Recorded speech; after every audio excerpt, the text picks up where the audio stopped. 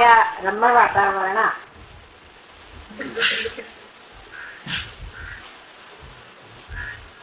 मी सर्व इथे रमला आणि सहयोगाला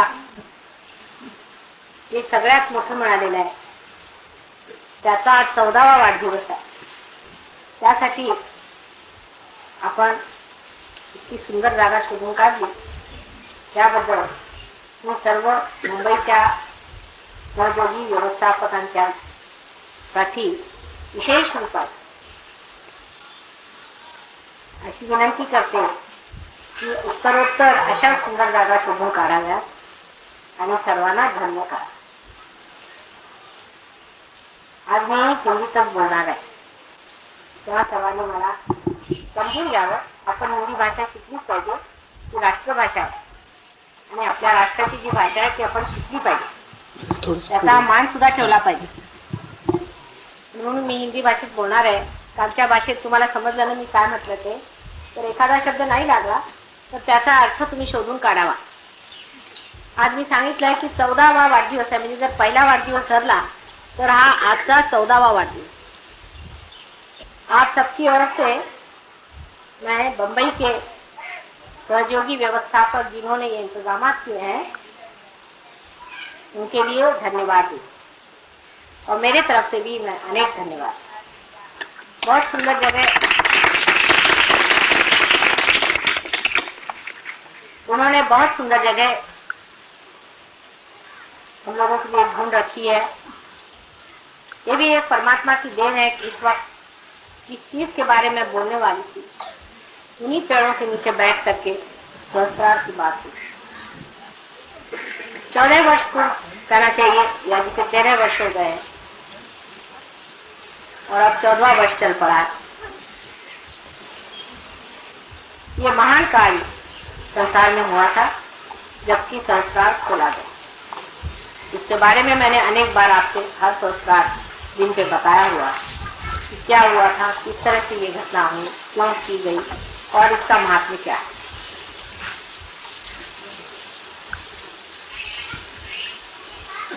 लेकिन 14वां जन्मदिन एक बहुत बड़ी चीज, क्योंकि मनुष्य 14 स्तर पे रहता है और जिस दिन 14 स्तर वो लांघ जाता है तो वो पूरी तरह से सहयोगी हो जाता है. इसलिए आज सहयोग भी सहयोगी हो गया. अपने अंदर इस प्रकार परमात्मा ने 14 स्तर बनाए.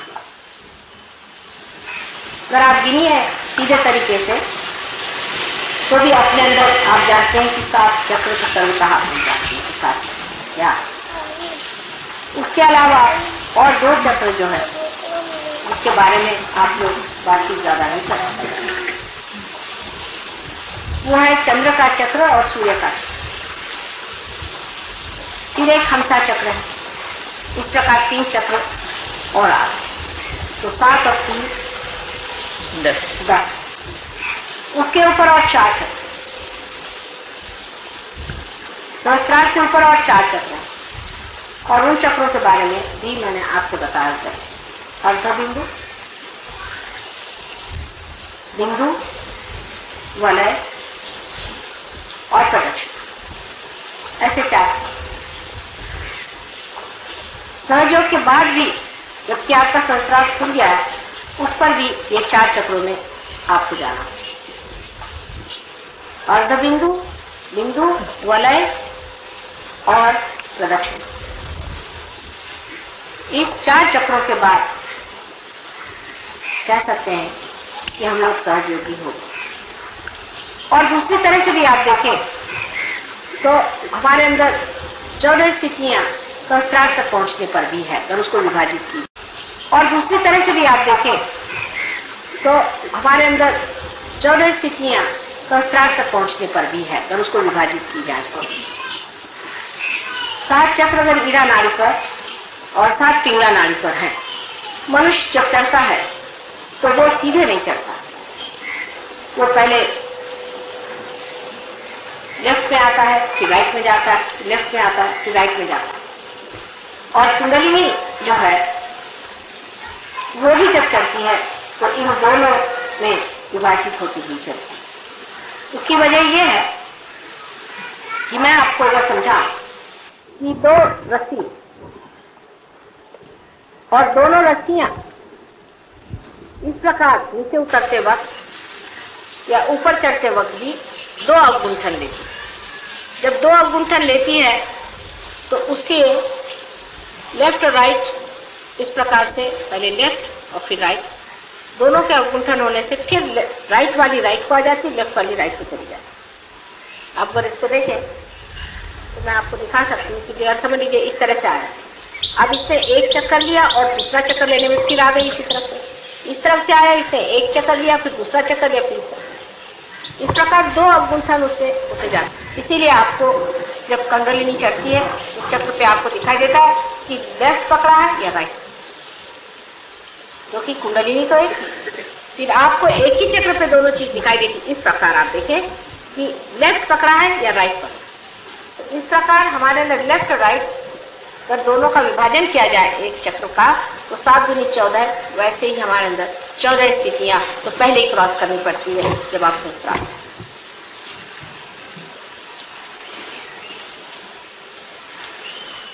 और अगर इसको आप समझ लें कि 7 ये और ऊपर के 7,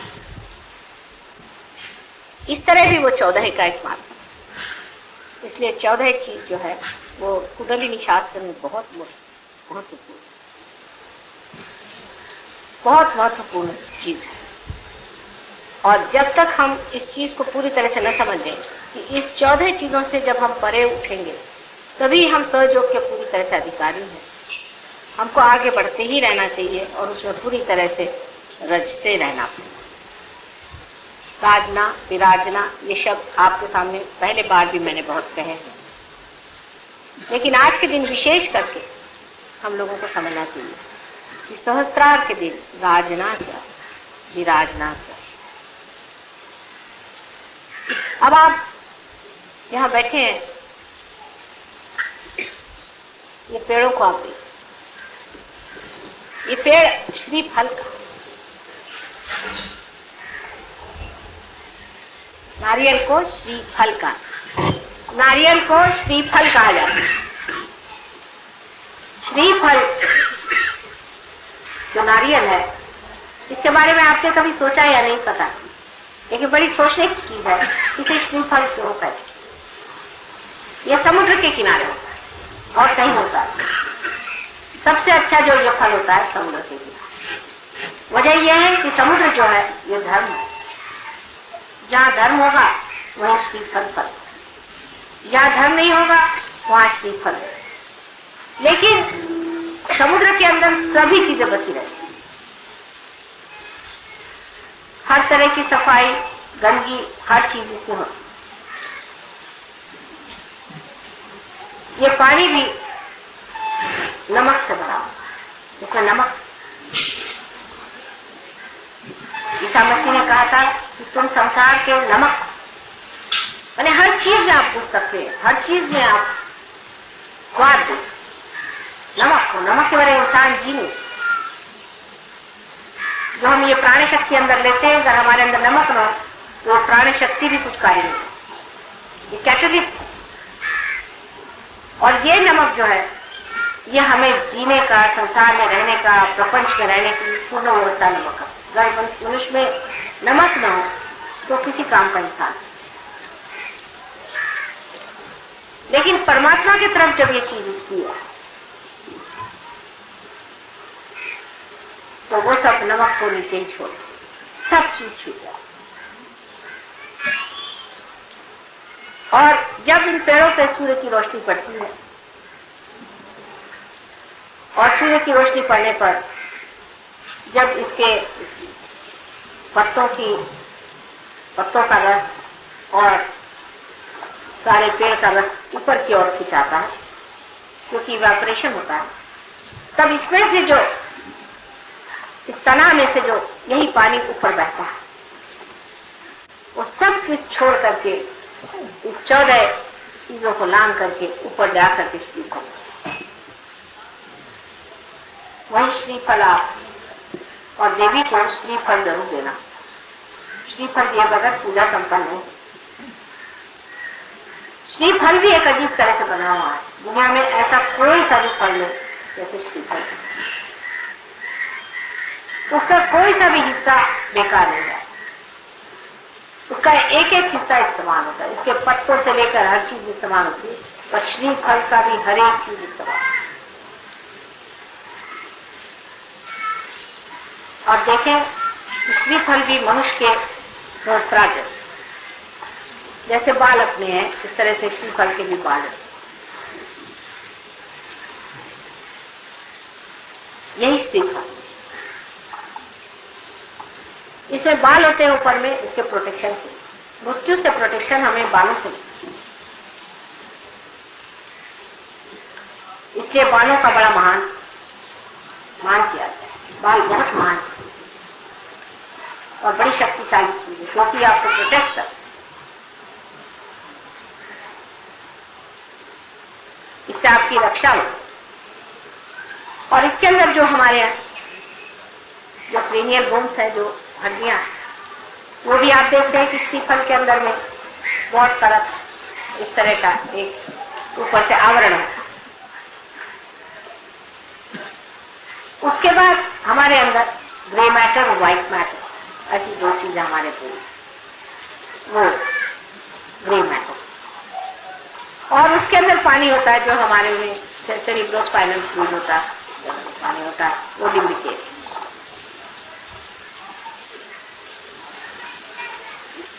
तो ये साक्षात श्रीफल जो है, यही हमारा,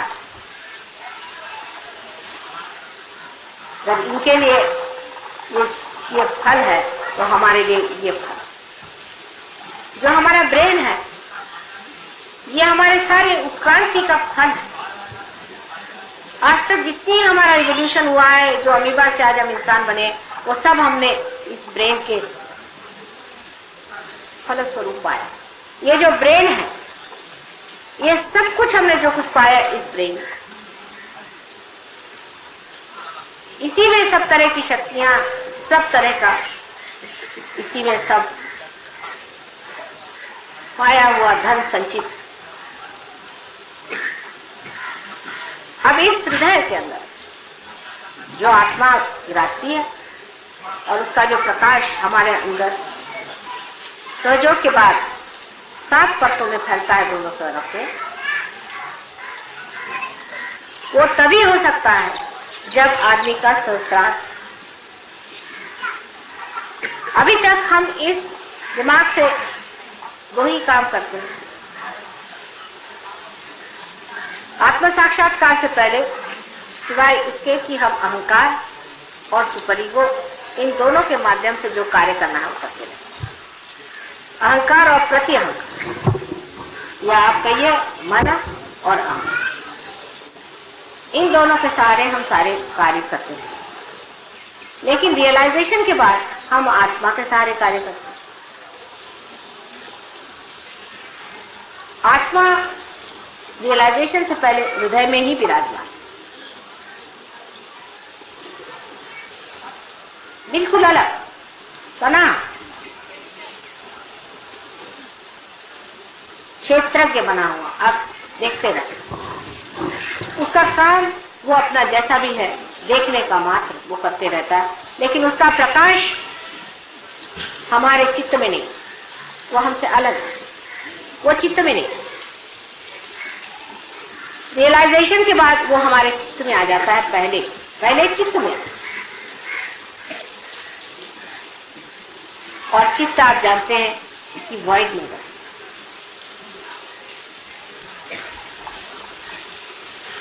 उसके बाद उसका प्रकाश सत्य में आ जाता है, क्योंकि हमारा जो मस्तिष्क है, इसमें प्रकाश आ जाने से हम सत्य को जानते हैं। जानते माने ये नहीं कि बुद्धि से जानते हैं, पर साक्षात में जानते हैं कि यह है सत्य। उसके बाद उसका प्रकाश हृदय में दिखाई, हृदय प्रगाढ़, हृदय बढ़ने लग जाता है, विशाल होने लगता है, उसकी आनंद की शक्ति लगती है। इसीलिए सच्चिदानंद, सत्य, चित और आनंद, सत्य मस्तिष्क में, चित्त हमारे धर्म में और आनंद हमारे आत्मा में प्रकाशित होने लगता है। उसका प्रकाश पहले धीरे धीरे फैलता है, ये आप सब जानते हैं। उसका प्रकाश धीरे धीरे बढ़ता है, सूक्ष्म चीज होती है, पहले बहुत सूक्ष्म, क्योंकि हम जिस स्थूल व्यवस्था में रहते हैं उस व्यवस्था में उस सूक्ष्म को पकड़ना कठिन जाता है, धीरे धीरे वो पकड़ आ जाता है। उसके बाद आप बढ़ने लग जाते, अग्रसर हो। सहस्त्रार का एक पर्दा खुलने से ही कुंडलिनी ऊपर आ जाए, लेकिन उसका प्रकाश चारों तरफ जब तक नहीं फैलेगा, सिर्फ ऊपर कुंडलिनी आ जाने से आपने सदाशिव के पीठ को नमस्कार कर, आपके अंदर की आत्मा का प्रकाश धुंधला धुंधला बहना, लेकिन अभी इस मस्तिष्क में वो पूरा खिला। अब आश्चर्य की बात है कि आप अगर मस्तिष्क से इसको फैलाना चाहे तो नहीं फैला। अपना मस्तिष्क और अपना हृदय, इसका अब बड़ा संतुलन उठाना होगा। आपको तो पता ही है कि जब आप अपने बुद्धि से बहुत ज्यादा काम करते हैं तो हार्ट फेलियर हो जाता है, और जब हम हार्ट से बहुत ज्यादा काम करते हैं तो आपका ब्रेन फेलियर। इनका एक संबंध बना ही हुआ, पहले से बना, बहुत गहन संबंध।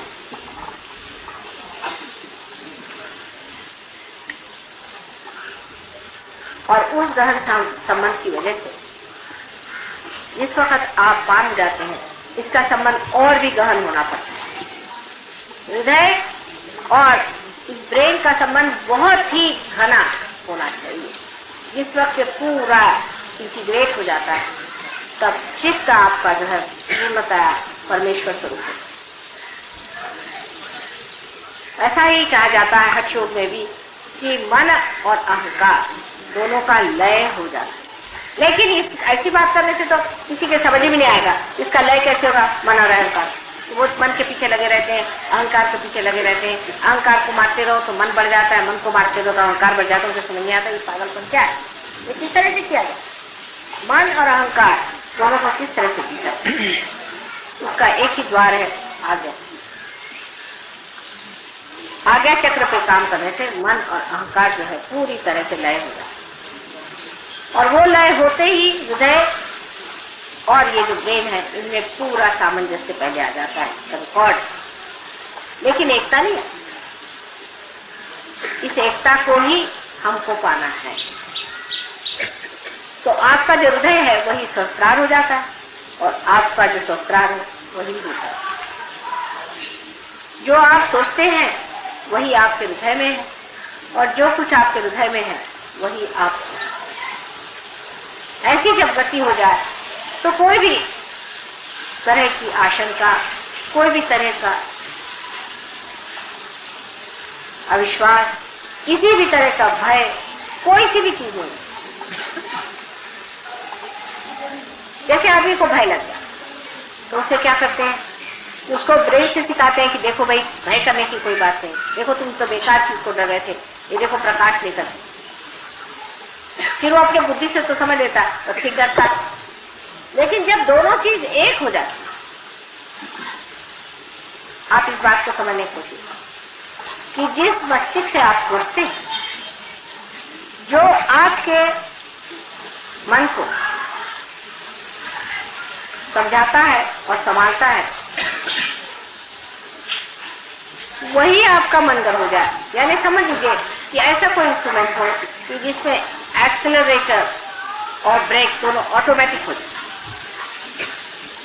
और दोनों एक, जब चाहे तो वो ब्रेक बन जाए और जब चाहे तो वो एक्सेलरेटर हो जाए, और वो सब जानता है। ऐसी जब दशा आ जाए तो आप पूरे गुरु हो गए।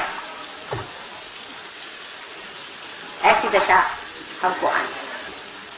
अभी तक आप लोग काफी उन्नति कर गए, काफी ऊंचे स्तर पे। जरूर आपको कहना चाहिए कि अब आप श्री फल हो गए। लेकिन मैं हमेशा आगे की बात इसलिए करती हूँ कि इस पेड़ पे भी अगर चढ़ना हो तो क्या आपने देखा है किस तरह से लोग चढ़ते हैं। अगर एक आदमी को चढ़ा के देखिए तो आप समझ जाएंगे कि वो एक डोर बांध लेता है चारों तरफ से अपने, और उस डोर के ऊपर फंसाते जाता है। वो डोर जब ऊपर फंस जाता है तो उस पर वो चढ़ते हैं।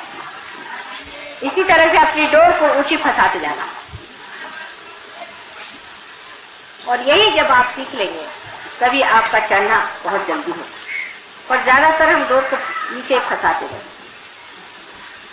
सहयोग में आने के बाद भी डोर हम नीचे की तरफ फंसाते हैं और कहते माँ हमारी तो कुछ प्रगति नहीं। अबे होगी कैसी जब तुम डोर ही उनकी तरफ फंसा के नीचे उतरने की व्यवस्था करती हो।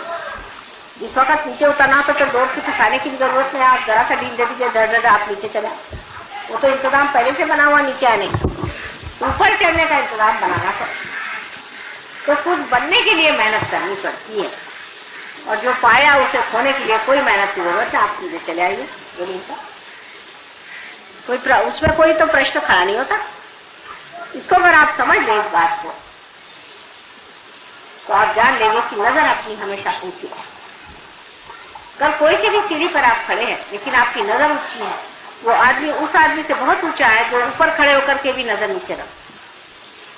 इसीलिए कभी कभी बड़े पुराने सहयोगी भी धक से नीचे चले आते हैं। लोग बताते हैं कि हाँ ये तो बड़े पुराने सहयोगी थे, इतने साल से आपके साथ रहे, ये किया वो किया, पर नजर तो उनकी हमेशा नीचे रखी। तो मैं इसे क्या करूँगा, नजर नीचे रखी तो वो चले आए नीचे। नजर हमेशा ऊपर रहनी चाहिए। अब इसे भी फल को देखना है तो नजर आपकी, इनकी भी नजर ऊपर, इन सब की नजर ऊपर, क्योंकि बगैर नजर ऊपर किए हुए वो जानते ना हमें सूर्य को पा सकते हैं, न ही ये कार्य हो सकता है, न तो हम श्रीफल बना सकते।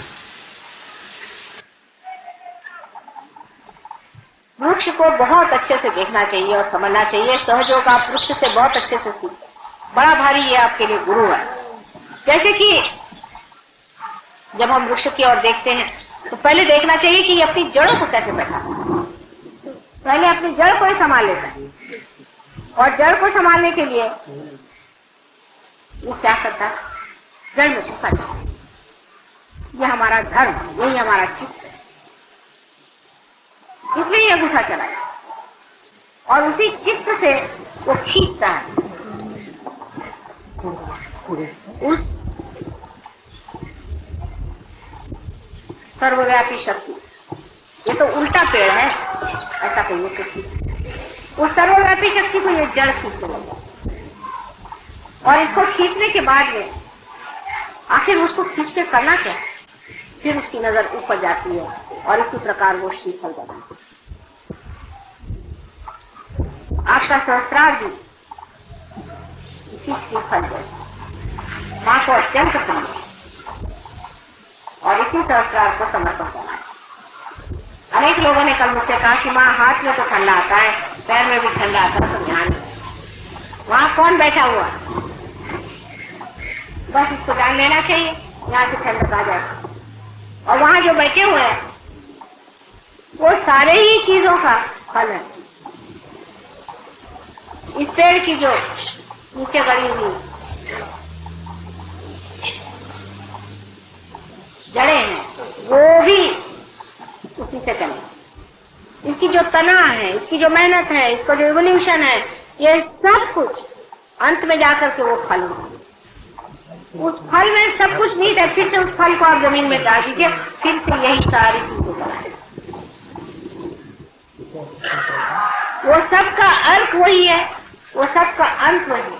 सारे संसार में जो कुछ भी आज तक परमात्मा का कार्य हुआ है, जो भी उन्होंने कार्य किया है, उसका सारा समग्र स्वरूप, फल स्वरूप आज का हमारा ये महायुग है।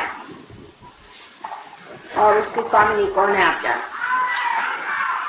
तो ऐसे शुभ समय पे आप लोग पैदा हुए हैं, ऐसे शुभ अवसर में आकर के आपने प्राप्त किया, तो धन्य समझना चाहिए और इसी फल स्वरूप होकर के और आपको समर्पित। पेड़ से जब भी फल हटाया जाता है जब वो परिपक्व होता है, नहीं तो बेकार है, तो उससे पहले तो माँ को नहीं दिया, इसके परिपक्वता नहीं चाहिए, बचपना छोड़ दो। जब तक बचपना रहेगा आप पेड़ पे चिपके रहेंगे, लेकिन समर्पण के लिए पेड़ पे चिपका हुआ फल किसका होगा। उस पेड़ से हटा करके जब वो समर्पित हो तभी माना जाता है कि पूजा संपन्न हुई। इसलिए सहज हो समझने के लिए एक बड़ा भारी आपके सामने प्रतीक रूप से स्वयं साक्षात श्री फली खड़ा हुआ है। ये बड़ी मेहरबानी हो गई कि आज यहाँ पर हम लोग सब एकत्रित हुए और इस महान समारोह में इन सब पेड़ों ने भी हमारा साथ दिया।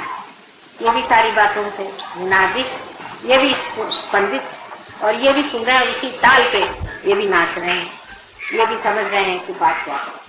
इसी प्रकार आप लोग के भी जो श्रीफल है उसको पूरी तरह से उसको परिपक्व करने का एक ही तरीका है कि अपने हृदय से सामंजस्य बनाए, हृदय से एकाकार होने की। हृदय में और मस्तिष्क में कोई भी अंतर नहीं है। हृदय से इच्छा करते हैं और मस्तिष्क से उसको पूर्ति करते हैं। दोनों चीज जब एकाकार हो जाएगी तभी आपको उसका पूरा लाभ। अब सर्वसाधारण लोगों के लिए सहयोग एक बड़ी सीक्रेट बात है, उनकी समझ में आता, क्योंकि उनका जीवन ही रोजमर्रा का उसी लेवल पर, उसी इस पे चल रहा है। लेकिन आपका लेवल अलग, आप अपने लेवल से नहीं, दूसरों की ओर अधिकतर जब आप देखते हैं तो दया दृष्टि, क्योंकि ये बेचारे क्या, इनका क्या हो, कहाँ जाए कि समझ में नहीं आता, इनकी गति क्या, ये कौन से मार्ग में पहुंचने वाले, इसको समझ करके और आप लोग ये समझे कि इनको अगर समझाने से समझ आ जाए सहयोग तो बहुत अच्छा है, समझाया जाए, उनको बताया जाए। लेकिन अगर ये लोग परवाह न करें तो इनके आगे सर फोड़ने से कोई फायदा नहीं, अपने श्रीफल को फोड़ने से कोई फायदा नहीं।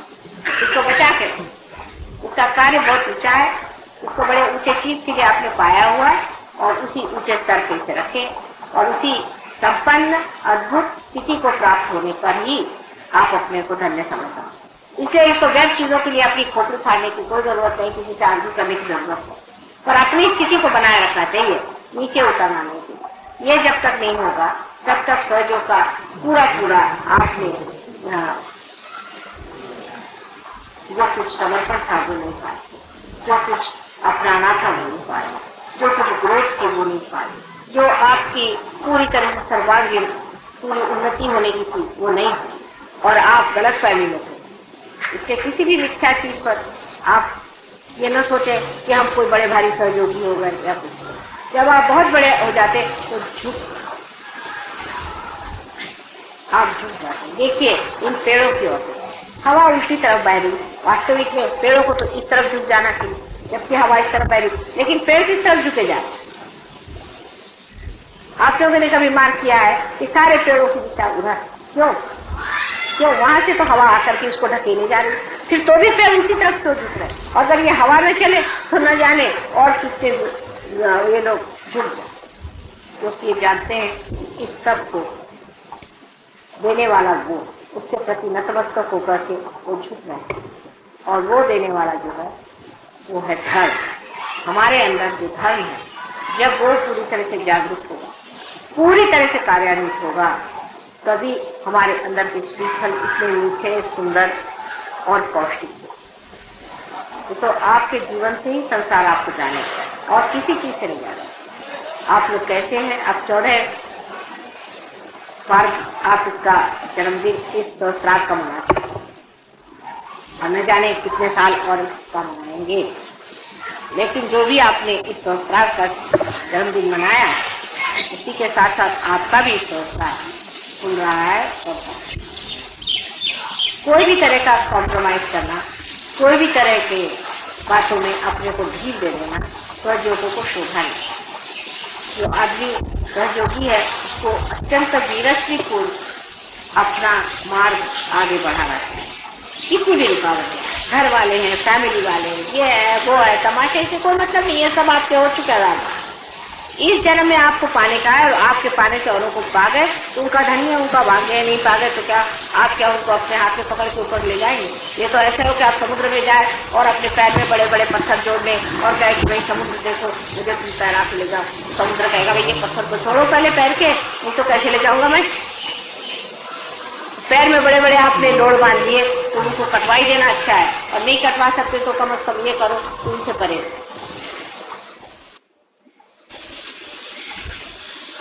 इस तरह की चीजें जो जो आपने पैर में बांध रखी है उसे एकदम तोड़ ताड़ के ऊपर उठ जाए।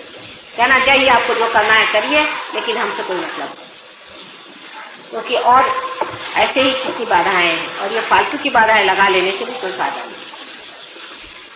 इस तरह से ये पेड़ देखिए इतना भारी फल, इसको खाए ऊपर इतना भारी होता है, फल के अंदर पानी होता है, इस फल को इसने आपके ऊपर। इसी प्रकार आपको भी सर को उठाना, और इस सर को उठाते वक्त याद रखना चाहिए, इस सर को नतमस्तक होना चाहिए समुद्र की ओर। समुद्र जो है ये धर्म का है, इसको धर्म की ओर रखिए। बहुत से सहयोगी समझते ही नहीं है कि जब तक हम धर्म में पूरी तरह नहीं उतरते हम सहयोगी हो ही नहीं। हर एक तरह की गलतियां करते रहते हैं। जैसे बहुत से लोग हैं तंबाकू खाते हैं, सिगरेट पीते हैं, शराब पीते हैं, ये सब करते रहते हैं, और फिर कहते हैं हमारे सहयोग में प्रगति नहीं। तो होगी कैसी? आप अपने पीछे हाथ धो करके लगे होंगे। सहयोग के जो छोटे छोटे नियम है, बहुत सिंपल साधे हैं, जिसके लिए आपको शक्ति मिली है, वो पूरी तरह से आप अपने आचरण में, व्यवहार में। और सबसे बड़ी चीज जो इनके झुकाव में है वो नतमस्तक होना और उस प्रेम को अपने अंदर से दर्शित करना। जो कुछ आपने परमात्मा से पाया है उस प्रेम को परमात्मा को समर्पित करते हुए याद रखना चाहिए कि सबके प्रति प्रेम है। अंत में यही कहना चाहिए कि जिस मस्तिष्क में, जिस संस्कार में प्रेम नहीं हो वहां हमारा वास नहीं। सिर्फ दिमाग में प्रेमी की बात आनी चाहिए कि प्रेम के लक्षण में क्या है। मैं इस गहराई से सोचे तो मैं फिर वही कह रही हूँ कि दिल को कैसे हम प्रेम में ला सकते।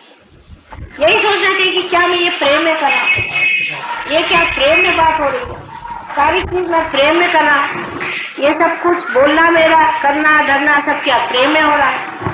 किसी को मार पीट भी सकते हैं आप प्रेम में, बहुत बात हो तो मार सकते हैं, लेकिन ये क्या प्रेम में हो रहा है। देवी ने इतने राक्षसों को मारा, वो भी प्रेम में ही मारा, उनसे भी प्रेम किया जिससे वो ज्यादा नहीं और भी राक्षस के महाराक्षस का बन जाए, और अपने भक्तों का प्रेम की वजह से उनको बचाने के लिए उनको मारा। इस अनंत शक्ति ने भी प्रेम ही करा, जिससे उनका हित हो वही प्रेम है। तो क्या आप इस तरह का प्रेम कर रहे हैं जिससे उनका हित हो, ये सोचना है।